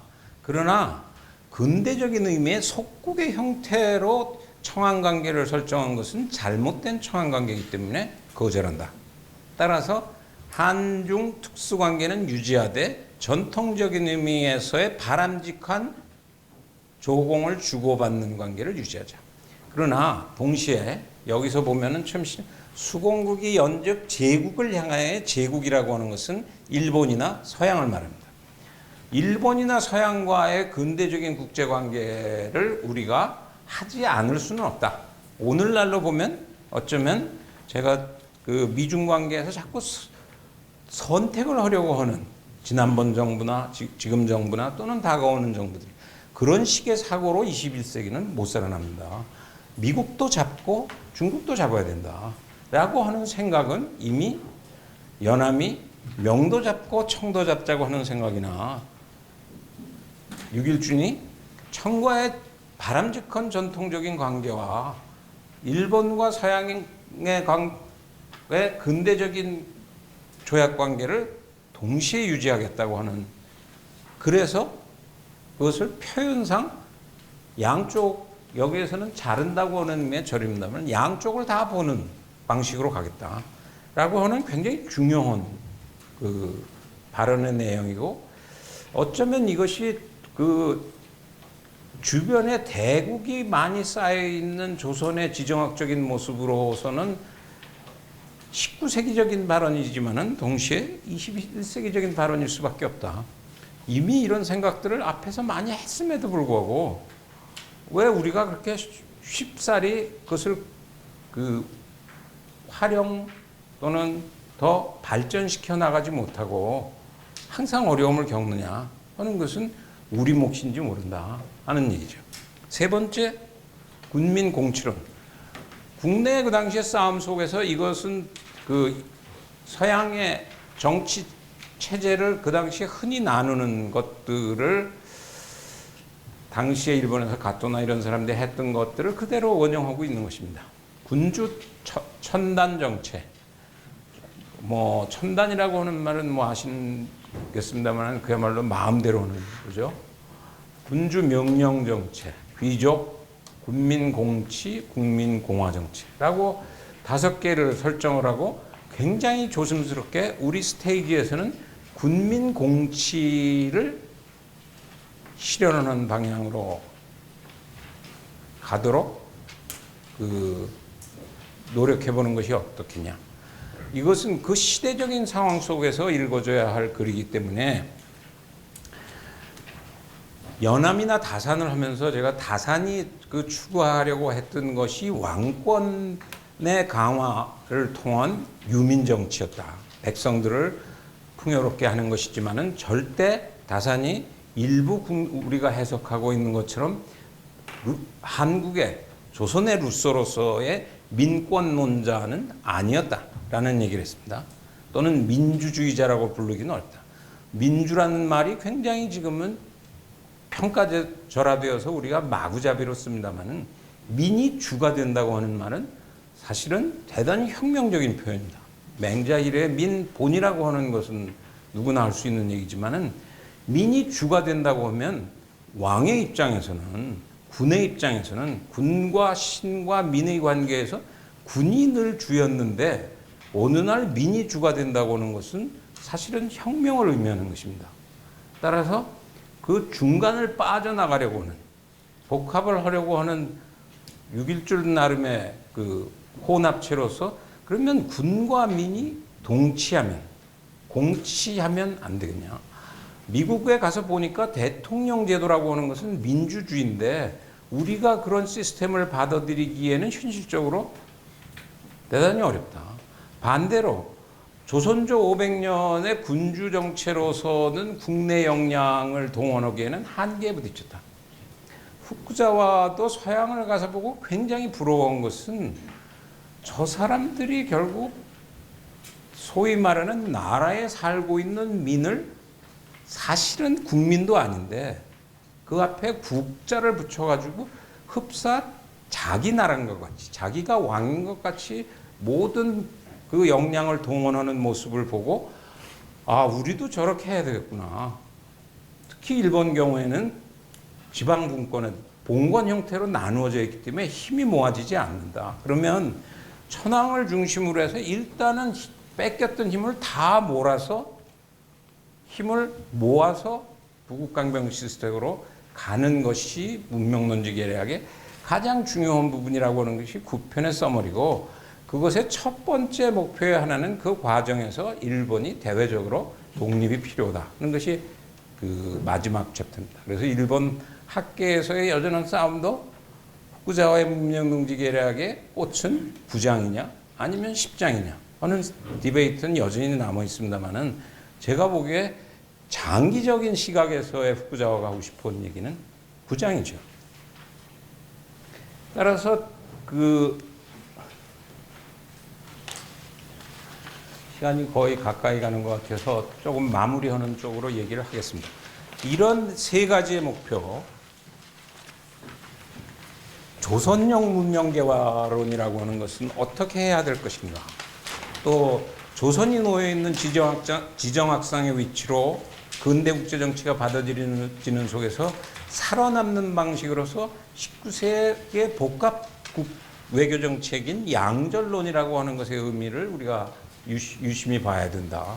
세 번째로는 당시에 놓여 있었던 국내 정치 질서의 한계 내에서는 군민공치라고 하는 것이 하나의 돌파구일 수밖에 없지 않냐 하는 것이 어쩌면 6.1준이 가지고 있었던 세계의 커다란 꿈이었다. 그러나 그 꿈은 실현되었는가 라고 하는 것은 본인의 개인사를 되돌아봐도 12년이라고 하는 세월을 일본에 망명을 하고 7년에 돌아와서 평소에 지병도 있었고 했던 관계로 해서 결국 14년에 6.1준이 세상을 떠납니다. 가장 안타까운 것은 그런 그 시기에 그 나름대로 조선 문명론지 계략이라고 하는 형태의 것을 모색하기 위해서 던지고 있었던 질문은 우리가 여전히 개발해야 될 여지가 상당히 있는 일들이다. 스탠다드 오브 시빌라이제이션을 오히려 지금 우리가 하고 있는 방식이 굉장히 소박하다. 여러 번 제가 반복합니다만은 글로벌라이제이션을 하면 우리가 스탠다드가 된다. 그렇게는 잘 안 됩니다. 세계가 그렇게 어수룩하지 않고 그것보다는 훨씬 복잡한 모델을 만들어야 된다고 하는 면에서는 19세기에 있어서도 국제화라고 하는 모델이 찾아왔는데 그 속에서 그것을 맹목적으로 따라가는 것을 아까 14편 2장에 보면 6.1준의 평소에 조심스러운 성격임에도 불구하고 굉장히 레디컬한 문장들이 나옵니다. 수능 시험 보면 뭐 나오기 딱 좋은 개화의 병신, 개화의 원수 이런 표현들을 그 평소에 울분을 토하는 글들을 던지게 되고, 그러면 그에게 그 작은 기회로서 가보개혁이 되면서 소위 가보개혁의 중요한 6인방으로 해외 문물을 비교적 잘 알고 그 원세계 감국 정치 속에서 그 경계 대상이었던 소위 6인방이라고 하는 것이 뜨고, 그 중에도 그 6.1준이 핵심적인 브레인 역할을 합니다. 아까 말씀드리다 말았습니다만은 윤치호가 사실은 윤치호도 이 무렵에 들어오죠. 서재필도 들어오고. 윤치호는 들어오면서 어떤 생각을 했냐면 본인은 정규 미국 유학생. 6일주는 1년 반을 사실은 하버드나 이런 데를 가려고 가바나 담마스쿨 같은 데 있다가 갑신정변이 나고 뭐 어수선하고 이렇게 돼서 중간에 꿈을 포기하고 귀국을 한 형태이기 때문에 윤치호의 일기를 보면 정말 미국을 제대로, 서양을 제대로 하는 건 난데 되게 1, 2년 갔다 온 사람이 어떻게 저렇게. 근데 정치라고 하는 것은 아는 것만 가지고 하는 것은 아니지 않습니까? 그래서 그 속에서의 정치 권력과의 싸움 속에서 이루어지는 건데 윤치호의 평이 굉장히 재밌습니다. 영어에 그 윤똘똘이의 평으로는 he is too clever 그런 표현을 하고 있습니다. 그 얘기는 clever는 뭐 우리가 영어를 처음 배울 때 보면 그 똑똑은 하지만은 그렇게 좋은 의미로 꼭 쓰지는 않는 편입니다. 윤치호가 그런 clever라고 한 단어를 쓰고 있는 의미는 사실은 내가 서양을 더 잘 아는데 저자가 나를 본격적으로 자기 자리를 내주든지 자기를 더 높은 곳에 활용을 안 하고 오히려 경계하는 것 같은 모습을 바라다 보면서 흥미로운 평을 합니다. 그러나 가보개혁은 결과적으로는 일정한 성과가 없는 것은 아닙니다. 갑신정변은 3일 첫날로 끝나고 10년간의 잃어버린 10년을 거친 이후에 단순한 말이나 담론 차원이 아닌 제도적인 차원에 있어서의 근대적인 새로운 스탠다드 오브 시빌라이제이션을 모색하기 위해서 상당히 짧은 기간에 다양한 시도를 하게 됩니다. 군사제도, 경제제도, 화폐제도, 언론, 교육 모든 방면에 있어서의 굉장히 짧은 기간의 시도가 이루어지지만은 이것이 처음에 얘기한 삼중적인 뒤범벅 속에서 여의치 않는 사태가 발생합니다. 가령 청일이라고 하는 싸움 속에서 일본이 일단은 전쟁에서 승리하기는 합니다만은 승리하는 과정에서 일본의 영향력이 점차 늘어나는 과정이 벌어지고 그 속에서 국내 정치적으로는 일사불란하게 점차 단결되어졌어야 함에도 불구하고 굉장히 찢어지는 갑신정변을 주도했던 박영효나 서강범이나 이런 그룹들의 한 그룹이 있었다고 한다면 유길준 그룹이 있었고 또 왕을 직접적으로 모시고 있었던 그룹이 있었고 또 실제 아주 친일 그룹도 있어서 그것들이 국내 역량의 하나로 모아지기도 어렵고 외세는 일본이 점점 세력 힘을 강화하기 시작하고 세계의 문명의 표준을 제도적으로 들여와서 해보려고 하는데 이것이 우리가 가지고 있는 전통적인 모습과 얽혀지면서 빠른 속도로 자리 잡지 못한다 라고 하는 딜레마 속에서 그 당시에 초기에 가장 대표적인 이런 것을 실천한 기관으로 궁극기무처 같은 것들이 만들어져서 굉장히 빠른 속도로 제도개혁 같은 것을 실행을 하게 된다면은 그것들이 실천적으로 국내 역량을 강화하기에는 일정한 제약이 있는 속에서 결국 일본의 영향력을 강화하려는 일본의 집요한 노력 속에서 명성황후가 시해되고 그것에 따라서 국내 소요 다시 아관 파천을 통해서 고종이 러시아 공관으로 옮겨야 되는 그런 혼란을 겪기 때문에 따라서 그것이 성공하기가 굉장히 어려웠다. 그래서 밑에 두 개는 두 번째로는 어느 시기나 그런 개혁 프로그램이 성공하려면은 첫 번째는 국제 정치적으로 외부 역량들을 통제 또는 활용할 수 있냐라고 하는 것이 굉장히 중요한 목표인데 결과적으로 우리는 그 시기에서 균세에서 실패한다. 균세라고 하는 것은 오늘날로 말하면 밸런스 오브 파워에 요즘은 세력 균형입니다만 초기에는 균세라고 번역을 했죠. 균세가 더 세련된 번역이라고 할 수도 있습니다.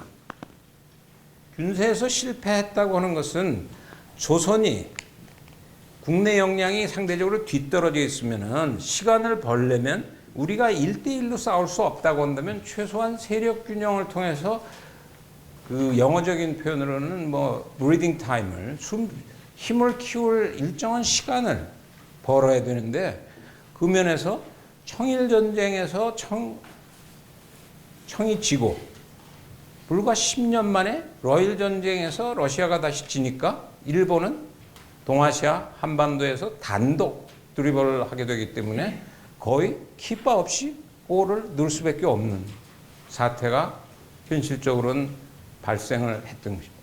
독립신문이 이 기간에 발행이 됩니다마는 서재필을 중심으로 서양적인 시각을 가장 그래도 그 잘 반영하고 있는 독립신문도 보면 의외로 세력 균형의 찬스가 상당히 있을 것으로 기대하고 있습니다.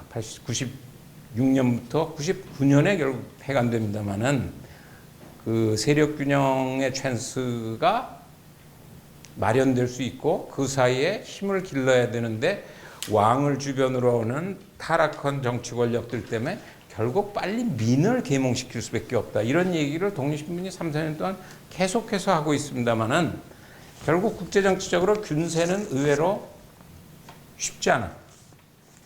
훨씬 균세가 깨지는 속도는 빠르게 우리한테 다가왔는데 그것을 그렇게 그 초조하게 판단하고 있는 세력들은 약하지 않느냐. 다음 주에 하게 되는 식민지 시기의 국제정치를 읽은 사람은 아무도 없었는가. 그래서 전혀 무명의 스타인 그 김양수를 제가 굉장한 위험 부담률을 가지고 띄워보려고 하는 것은 어쩌면 이 시기도 마찬가지입니다. 1895 청일전쟁이 직후에 바로 러일 전쟁이 터져서 일본이 단독 주도권을 장악한다고 상황 판단이 되어진다고 한다면 당시의 국제정치 질서는 폭풍 앞에 촛불 같은 상황으로 파악되어졌어야 할 국제정치 질서가 그렇게까지 절박한 상황으로 파악되지 못했다고 하는 그 어려움이 있습니다. 그것은 역설적으로 우리가 마지막에 21세기에 우리가 겪고 있는 국제정치 질서는 그러면 굉장히 안락한 국제정치 질서인가? G20를 주최하고 GDP 12위고 이러면은 아무 문제 없는 것인가? 타고는 19세기보다 훨씬 타고 넘기 쉬운 것인가? 더 이상 우리는 여의도의 사랑방은 필요하지 않은가? 라고 하는 문제와 관련되어 있다고 생각이 됩니다. 마지막은 어느 경우나 개혁이나 변화의 키입니다만은 국내 정치 역량이 내부적으로 그 정치 역량들을 일사불란하게 동원할 수 없었다고 하는 실패. 물론 고정의 노력이 있었고 갑오개혁이 실패함에 따라서 광무개혁이나 이런 노력들을 계속 하기는 합니다만은 그것이 과연 얼마만큼 아까 문명론지 계략에서 얘기하듯이 힘을 서양이 근대 민이 아닌 국민으로서 휘몰아치는 힘을 충분히 우리가 발휘할 수 있었던 것인가 90년대 하는 딜레마 속에서 결국 6.1준의 꿈은 물거품으로 무너지고 일단은 국망이라고 하는 세월을 맞이해서 상당히 오랜 세월 후에 국흥의 꿈을 꾸어야만 되는 현실에 부딪히는 것이 6.1준의 개인사의 명멸이었고 동시에 이 시기에 그 조선이 겪어야 했던 그 60, 70년의 기록입니다.